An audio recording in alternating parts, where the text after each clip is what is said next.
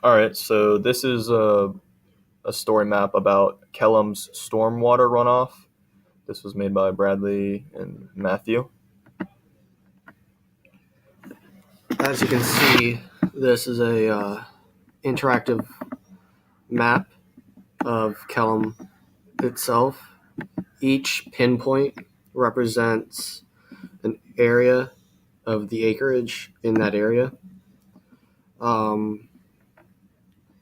Each push pin represents a field's acreage, and on this map it also shows the watersheds the stormwater runs off to.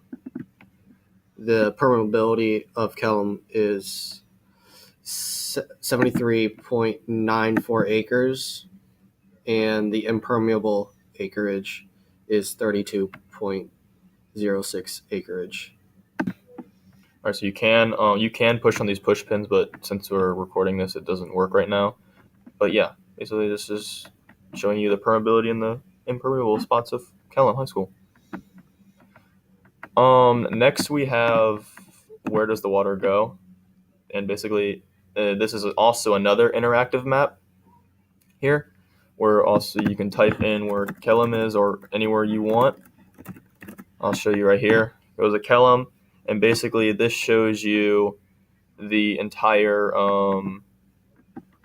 all of like the manholes and all like where the water runs from, like all the pipes and everything, and where it goes and like where everything flows. So it shows you like all the creek water runoffs, all the river water runoffs and everything like that. And basically, if I zoom in real quick here, it shows you all of our stormwater exits. Basically a lot of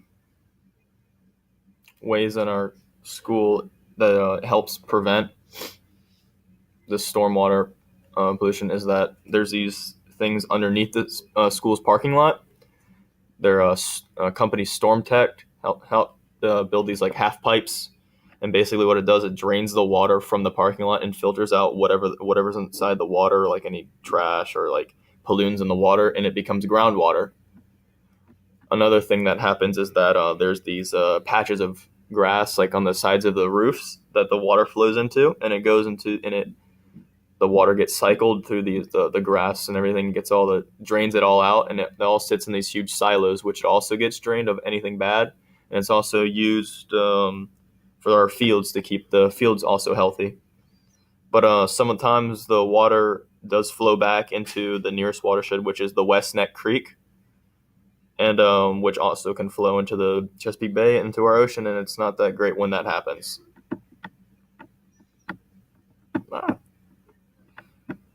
Our next slide here is some of the pollutants that are found in Kellam's stormwater runoff. Some of them could be a prime example of litter. Another one would be animal waste, of course, and because of the forest that we have right next to us.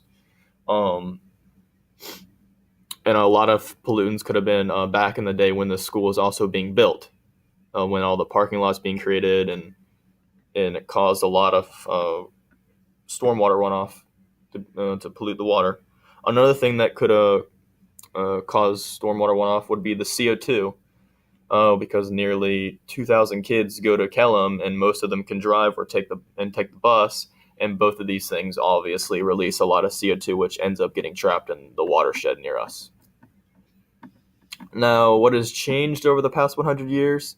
Basically, this is to create flood plans for the future and like need to build buildings in different ways. Another thing in our region that's also changed is like the acidity in our waters. And when that happens, it kills almost anything in the water, and mostly fish and or plants that are in the water. But it's mostly fish that we need to worry about economically, because a lot of people depend on fish, and their companies run off of fish.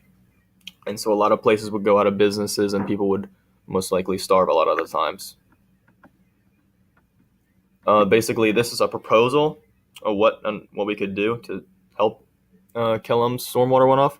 Would probably be to grow more trees around the parking lot,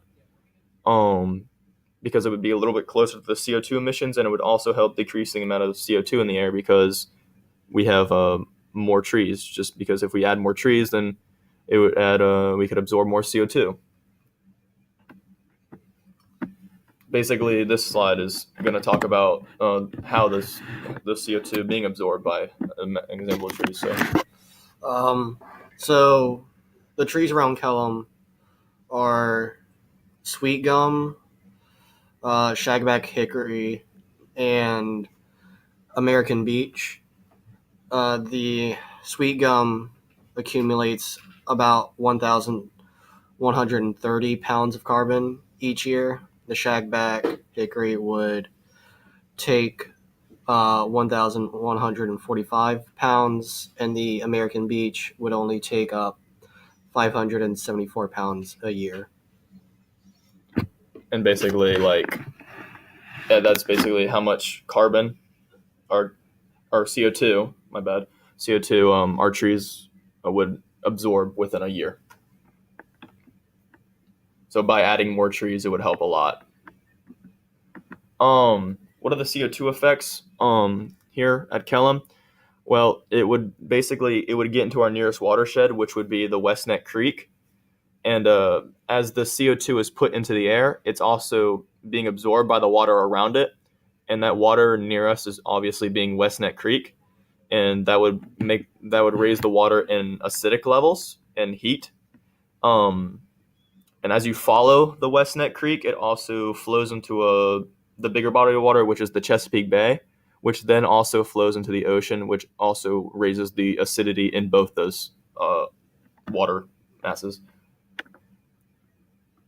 How we've reached out to the audience that we reached out to was one of our city councilmen, and we hope that they will use this information that we provided here to prepare others for the future and how to better the environment around our school, Kellam. And yes, that was it. And here's all of our credits, and that's it. Thank you.